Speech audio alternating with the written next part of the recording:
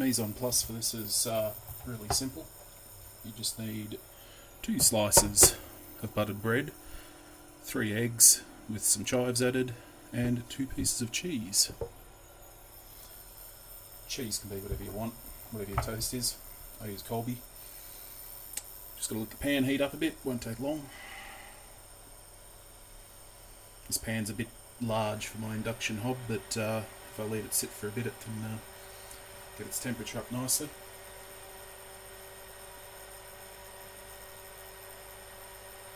Just sprayed it with a little bit of vegetable oil to start with.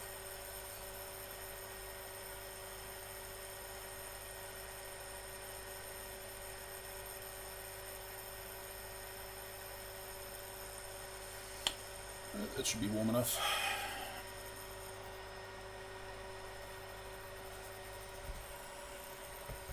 Not really going for sizzling hot at this point, we just want it to be able to spread out and slowly start to get a bit of a skin on the bottom of it.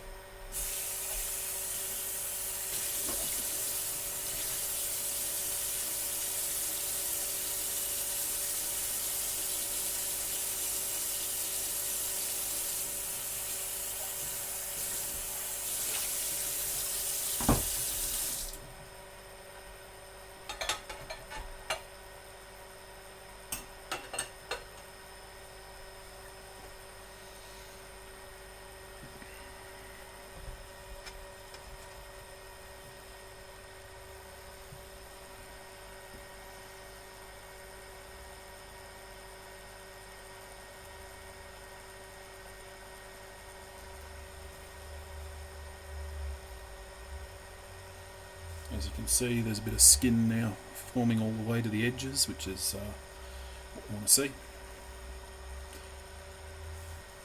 Just add a bit of seasoning to that, because you never season your eggs before you put them in the pan.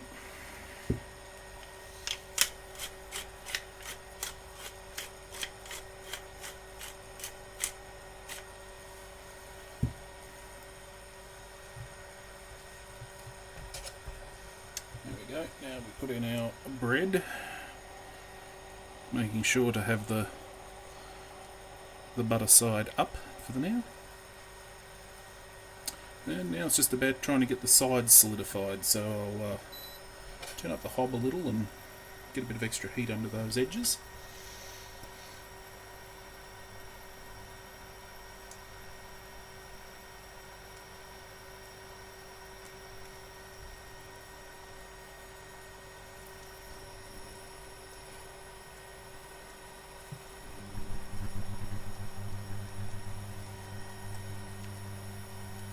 I really need to invest in a larger induction top. It would make this a lot easier.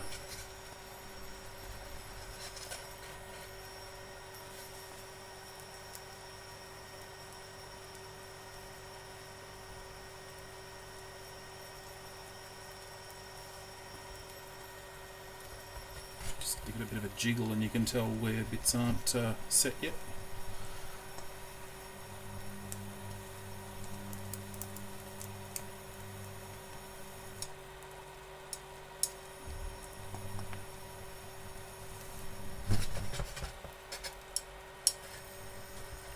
Looks like we're mostly all done then. Now the next trick, and this is about the only difficult part of this whole thing, is to flip the whole thing over.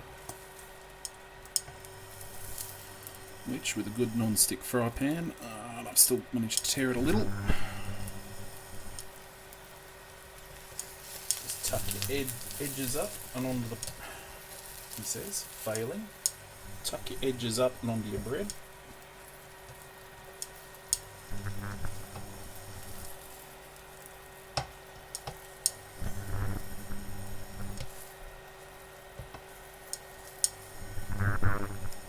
Mind me fingies.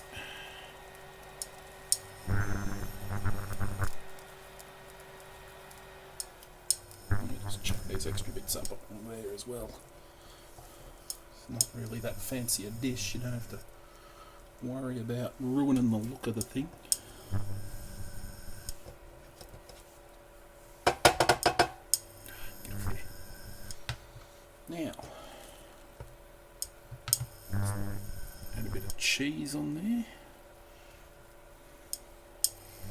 Cheese is, of course, your savoury glue for any dish. And we flip it closed. Crank the heat up to about 180, which is about all you really want to ever get one of these pans to anyway, so just to get our bread nice and toasted, and it will help melt the cheese through.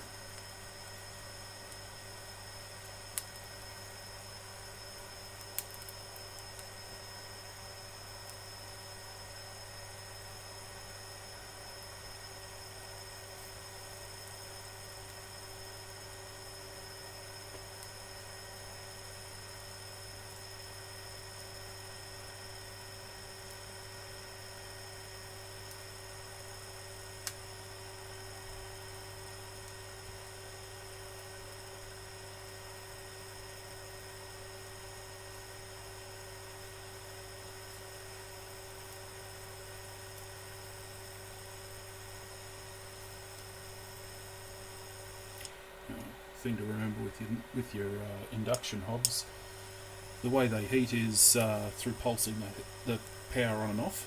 So whilst it's getting up to temperature, it's making the centre very hot. So what ends up happening is, if you set it to 180, the middle of it's going to be over 180 while it's heating up. We should be done there now.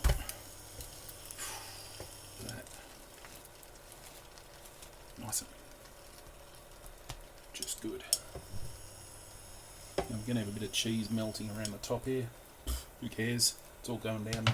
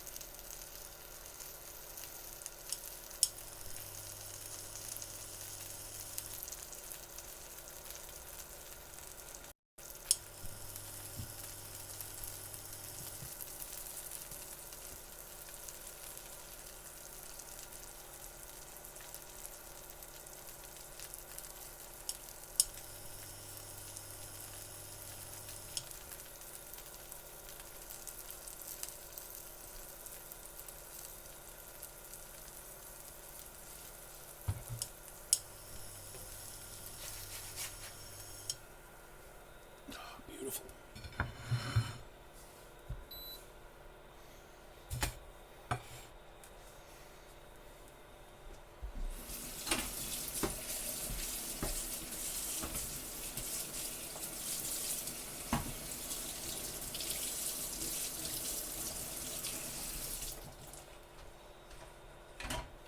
Now, one thing to remember with always with non-stick, don't wash them straight away.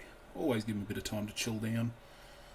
Thermal shock will kill the non-stick surface, but there we go.